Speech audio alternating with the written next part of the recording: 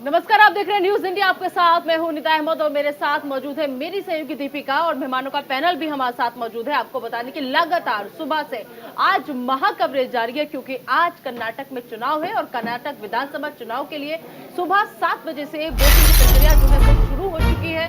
बता दें आपको कि लगातार वोटिंग जो है वो जारी है। लोग घरों से बाहर निकल रहे हैं और अपने मत का इस्तेमाल कर रहे हैं। फिलहाल 58,545 मतदान केंद्रों पर वोटिंग जो है वो हो रही है और इसके अलावा 2,615 उम्मीदवार ऐसे हैं जिनकी किस्मत का फैसला आज ईवीएम में कैद हो जाएगा। बिल्कुल, इसके लिए बहुत जरूरी ये भी हो जाता है कि चुनाव को लेकर सुरक्षा के पुख्ता इंतजाम किए गए हैं। अभिनेता प्रकाश राज भी मतदान केंद्र पहुंचे थे, हमने तस्वीरें भी आपको दिखाई थी।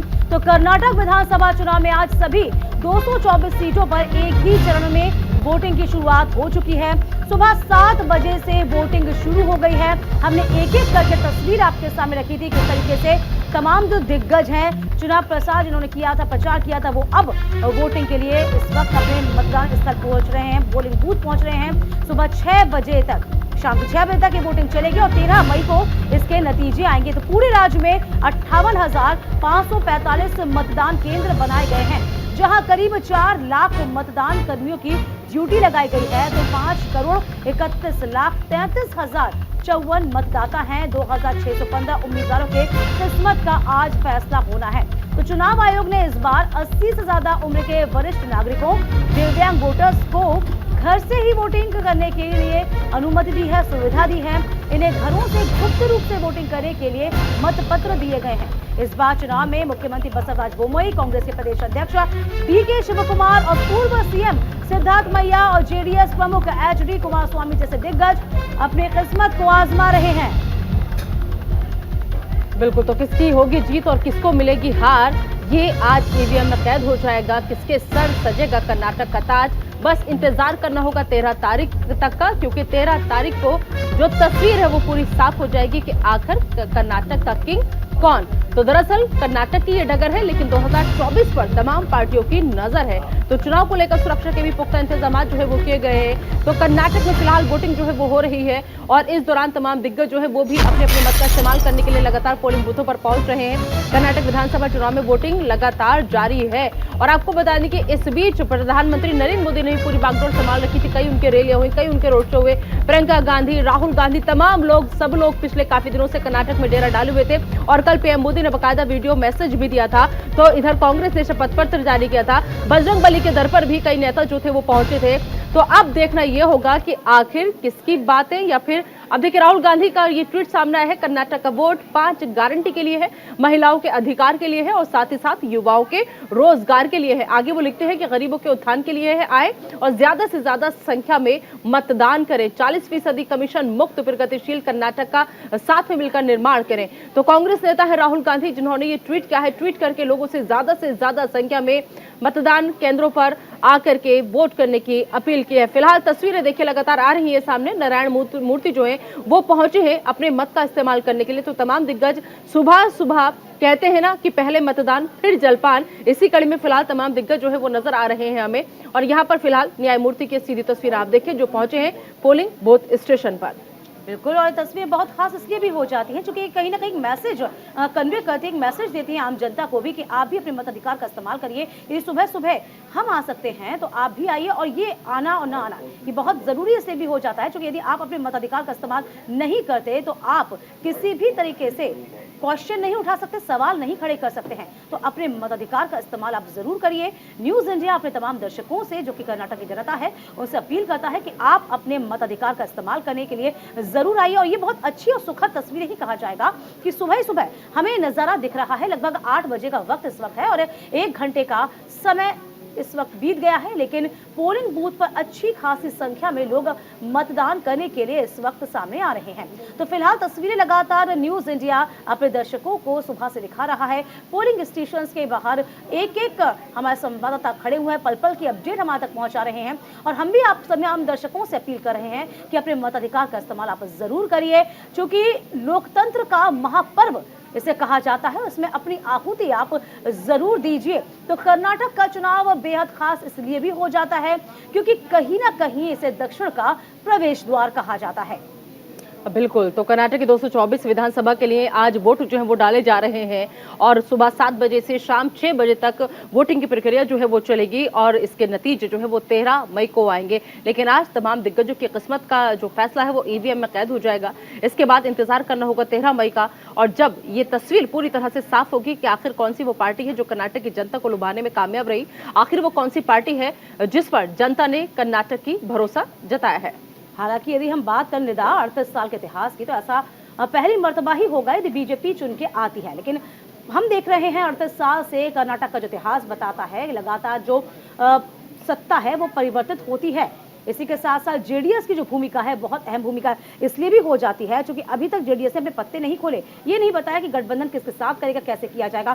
फिलहाल जो कर्नाटक में राजनीतिक दल हैं उनके लिए 3 इस वक्त फैक्टर साफ तौर पर हमको नजर आ रहे हैं, जिसमें 5 चुनाव में हम हमेशा से हंग असेंबली को देख रहे हैं। कर्नाटक में पिछले 38 साल की बात लगातार मैं आपसे कर रही हूं कि 5 साल में सत्ता बदलती आ रही है। आखिरी बात 1985 की बात करते हैं हम सबसे पहले कि जो रामकृष्ण हेगड़े हैं वही कहीं ना कहीं उनकी नेतृत्व वाली जनता पार्टी ने सत्ता में रहते हुए चुनाव जीता था। इसके बाद पिछले 5 चुनाव यानी कि 99, 2004, 2008, 13 और 2018 में सिर्फ 2 बार, और इसके अलावा 1999 और 13 में सिंगल पार्टी को बहुमत मिला था। बात हम बीजेपी की करते हैं। 2004, 2008 और 18 में सबसे बड़ी पार्टी बनकर उभरी थी, उसने बाहरी सपोर्ट से सरकार बनाई थी। और पिछला चुनाव निदा आपको भी याद होगा किस तरीके से ऑपरेशन लोटस के तहत सरकार बनी थी। तो फिलहाल स्थितियां क्या हैं लगातार अपने दर्शकों को हम बता रहे हैं। इस वक्त का चुनाव बेहद खास है और देखिए तमाम पैनल हमारे साथ इस वक्त मौजूद है। अजय वर्मा जी हैं नेता कांग्रेस से, आलोक वत्स हैं नेता बीजेपी हैं, और इसी के साथ हैं सर्वेश पाठक जो कि राजनीतिक विश्लेषक हैं। आप तीनों का बहुत बहुत स्वागत है। इसके साथ डॉक्टर रमेश ठाकुर वरिष्ठ पत्रकार भी हमारे साथ कुछ देर में मौजूद होंगे। चलिए तो चलिए सबसे पहले अगर हम बात करें यहाँ पर तो मैं आलोक वत्स जी आपसे समझना चाहूंगी, क्योंकि बीजेपी जो है वो काफी जोश में है, काफी उत्साहित है, और अगर हम करें तो आत्मविश्वास भरा हुआ भी हमें नजर आ रहा है। कैसे देख रहे हैं आप आज की चुनावी प्रक्रिया को, और फिर 13 मई को लेकर के क्या अंदाजा आपका, क्या आंकलन आपका? नीला जी आदाब। आदाब।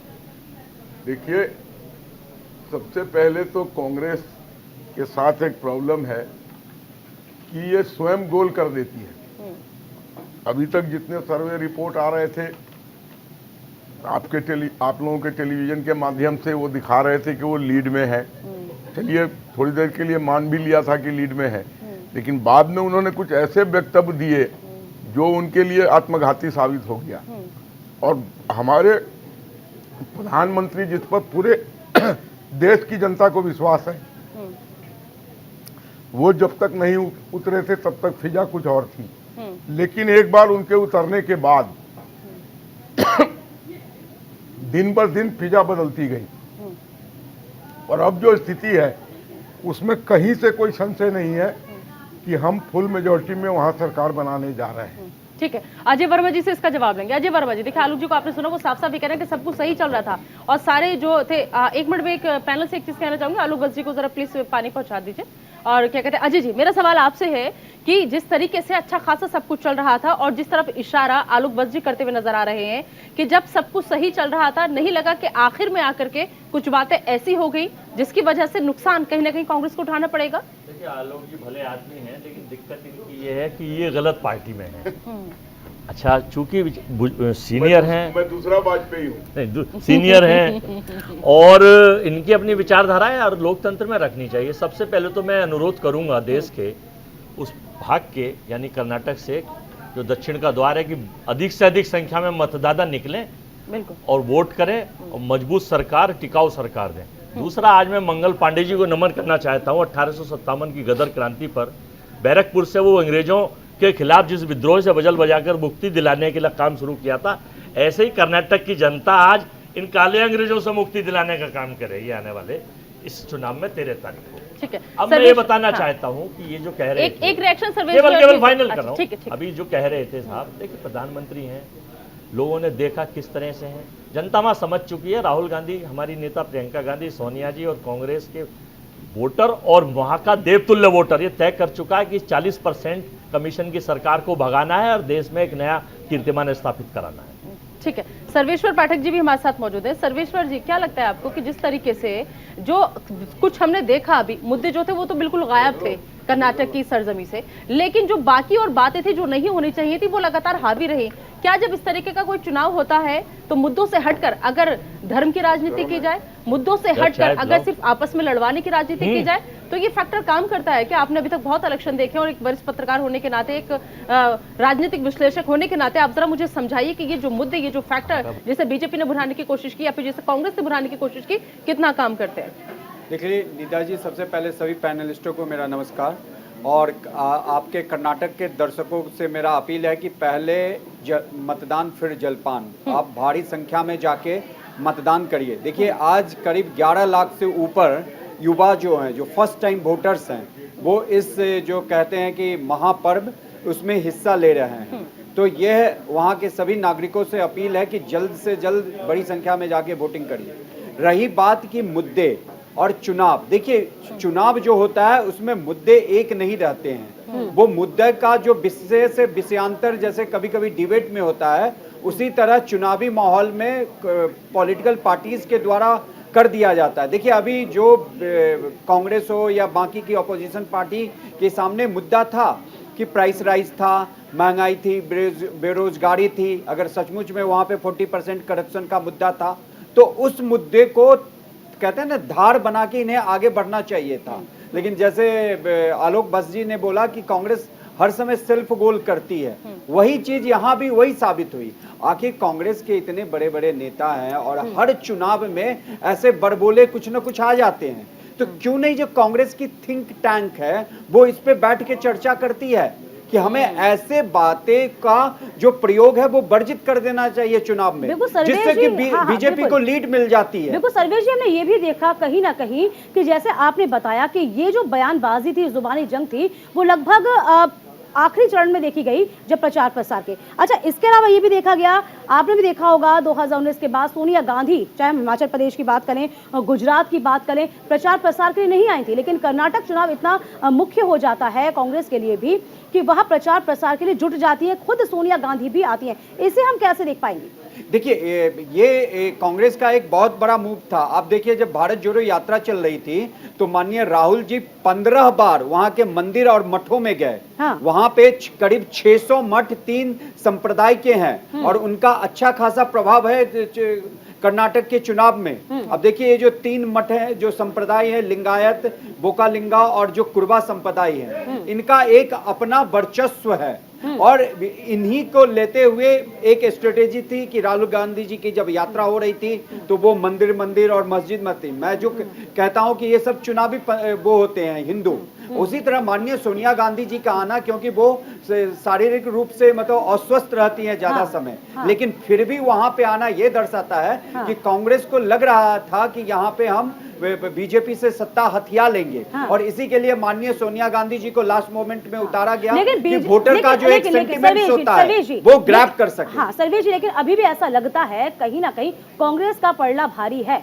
चलिए आलोक जी से हम पूछ लेते हैं। आलोक जी, आपको क्या लगता है, जिस तरीके से पूरे इलेक्शन में हमने देखा, जो भी पूरा इस बीच जब से प्रचार प्रसार में जुटे थे, लगभग जो अंतर कला जो थी बीजेपी की कहीं ना कहीं देखी गई। 47 नेता छोड़कर चले गए, सीएम रहे जगदीश शेट्टार वो छोड़ गए, डिप्टी सीएम छोड़कर चले गए। कहीं ना कहीं इस अंतर कला को पूरी जनता ने भी देखा, इसे कैसे लेती है बीजेपी? देखिए, चुनाव में इधर उधर होना, हाँ, ये हिंदुस्तान के लोकतंत्र में कोई नई बात नहीं है और आज हम विश्व की सबसे बड़ी पार्टी हैं, तो हमारे यहाँ संख्या ज़्यादा है। अगर कुछ गलत लोगों की भीड़ छट गई तो उससे हम और स्वच्छ हुए हैं, कोई ज़्यादा दिक्कत नहीं है। और सही कहा सर्वेश जी ने कि ये लोग मुद्दे से हटके कुछ ऐसी बात कर देते हैं। क्या जरूरत थी बजरंगबली को लाने की? क्या जरूरत थी बजरंग दल? जी आलोक जी, आपको यहाँ पर रोकेंगे। सुधा मूर्ति जी कुछ कह रहे हैं, उनको सुन लेते हैं।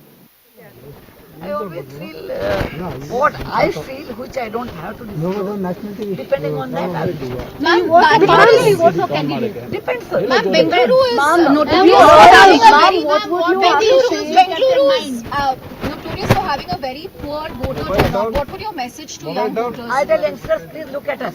We are oldies. But still get up at 6 o'clock, get ready, come here, vote. So, please learn from us. Voting is a sacred part of the democracy. Any democracy, if there are no voters, then it is not a democracy at all.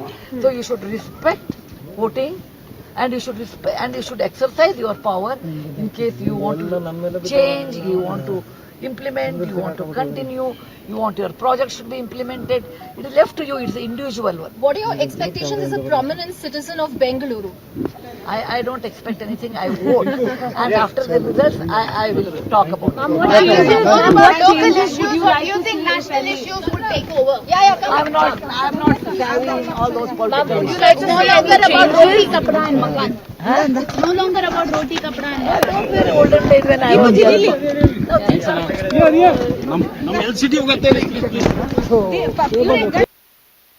इस वक्त निर्मला सीतारमण भी पहुंची थी, अपने मताधिकार का इस्तेमाल किया था। हर आमो खास यहाँ पे आपको बता दें कि मतदान करने के लिए पहुंच रहा है। अपनी चर्चा को आगे बढ़ा रहे हैं। आलोक जी, मैंने आपसे बात कही थी। आलोक जी जरा ध्यान दीजिए। आपसे बात हुई थी किस तरीके से यहाँ पर लगातार अंतर कलह देखने को मिली थी। एक बात और भी मैंने नोटिस की, या हमने क्या सभी नोटिस की, कि बसवराज बोम्मई जो कि मौजूदा सीएम है वो नदारद दिखाई दिए, जबकि सीएम प्रधानमंत्री खुद यहाँ पर साफ तौर पर थे। अमित शाह मौजूद थे और भी पार्टी के तमाम दिग्गज मौजूद थे, लेकिन बोम्मई जी को बहुत नजरअंदाज किया गया या बहुत कम दिखाई दिया। ऐसा क्यों? जब प्रधानमंत्री लीड लिए हुए हैं और इलेक्शन का समय है तो सब आदमी एक ही जगह क्यों रहेंगे? वो कोई पार्टी छोड़ के थोड़ी चले गए हैं। वो तो कहीं और प्रचार में लगे हुए थे। वो खुद भी चुनाव लड़ रहे हैं और चुनाव टफ है, इसमें कहीं कोई शक नहीं है। बराबर आप लोगों ने दिखाया कि कांटे की टक्कर है और हम किसी भी चुनाव को छोटा नहीं लेते हैं। चुनाव is like a diluted war, तो इसमें सारे अस्त्र जितने भी आपके पास हैं उसको इस्तेमाल करने में कोई गुरेज नहीं है। और जैसा कि मैं कह रहा था कि ये लोग बगैर मुद्दे के मुद्दा बना देते हैं। एक राष्ट्रवादी पार्टी जो संस्कार, सोच, समृद्धि और राष्ट्रभक्ति की बात करती है, उसको आपने पीएफआई के साथ जोड़ के बैन करने की बात कर दी। पीएफआई ये सिद्ध है कि गजवाए हिंद का सपना देख रहा है यहाँ पर और उसके तहत वो कार्रवाई कर रहा है। आतंकवादी संगठनों से, विदेश में जो संगठन भारत की अक्षुण्णता को हिलाने की कोशिश कर रहे हैं, ठीक है आलोक जी, संबंध है। आलोक जी, अजय जी को ले आते बीच में। अजय जी, क्या वाकई में जबरदस्ती मुद्दा बनाने की कोशिश की गई कांग्रेस की तरफ से? क्योंकि कर्नाटक के चुनाव प्रचार में भगवान हनुमान को लेकर के भी खूब हंगामा हुआ। हालांकि कहा गया कि बजरंग दल को बैन किया जाएगा, लेकिन वो बजरंग दल से बात पहुंच गई बजरंग बली तक। निदा जी, देखिए, हम लोगों का चुनाव का पैटर्न हम जनता के बीच थे। राहुल जी ने भी जो ट्वीट किया उन्हीं मुद्दों पर वेरी फर्स्ट डे से चुनाव लड़ रहे थे। युवाओं को रोजगार, महिलाओं को सुरक्षा, 2,500 करोड़ रुपए वाले मुख्यमंत्री जो बनते हैं उस सरकार से मुक्ति, निजात, भ्रष्टाचारियों को भगाइए। अब दंगों के मास्टरमाइंड ये कहते हैं कि साफ दंगा हो जाएगा कर्नाटक में अगर कांग्रेस आ जाएगी। अरे भाई, हिमाचल में, अरुणाचल में ही देख लो क्या हो रहा है। वहां तो आप दोनों उसमें मणिपुर, अरुणाचल उसी में आता है। देखिए, अब मैं आपको दूसरी चीज बता दूं आपको। यहाँ जो हालात हैं, ना तो कांग्रेस पार्टी ने बजरंग बली का सम्मान करती है। ये भाजपा के लोग एक्चुअली में ये बजरंग दल के उपासक हैं, हम बजरंग बली के उपासक हैं। और जब बजरंग बली का गदा इन पे पड़ने लगा तो इन्होंने कहा कि कोई तोड़ लाओ। भगवान की जाति ये पूछते हैं, हनुमान जी की जाति किसने पूछी? जाति तो खींच के खुद कांग्रेस लेके आई ना, वो भी अंतिम दिनों में। खींच के नहीं लाए। हाँ, हमने तो देखिए 2017 का माननीय वर्तमान में मंत्री, उड्डयन मंत्री ज्योतिराज सिंधिया, उनका वीडियो सुन लीजिए। उनकी क्या राय है बजरंग दल के बारे में? बैन कर दीजिए, हत्या करते हैं, लूट करते हैं, सब करते हैं। कर्नाटक बैन चुनाव वगैरह। में एक-एक करके कहीं पे सिद्ध हुआ है कि बजरंग दल के लोगों ने हत्याएं, लूटपाट की है। बैन नहीं लगाया था क्या? पीएफआई का क्या बैन नहीं लगाया था क्या उत्तर प्रदेश में बजरंग दल? पीएफआई का क्या बैन लगा था? नहीं लगा था। हम तो पीएफआई को तुलना ही नहीं कर हुआ नहीं है। देखिए, आपने कहा कि केवल भगवान को पॉलिटिसाइज करते हैं, भगवान को पॉलिटिसाइज करते हैं। आलोक जी, अजय जी, ठीक है, आलोक जी, अजय जी और सर्वेश्वर पाठक जी, ठीक है। नकली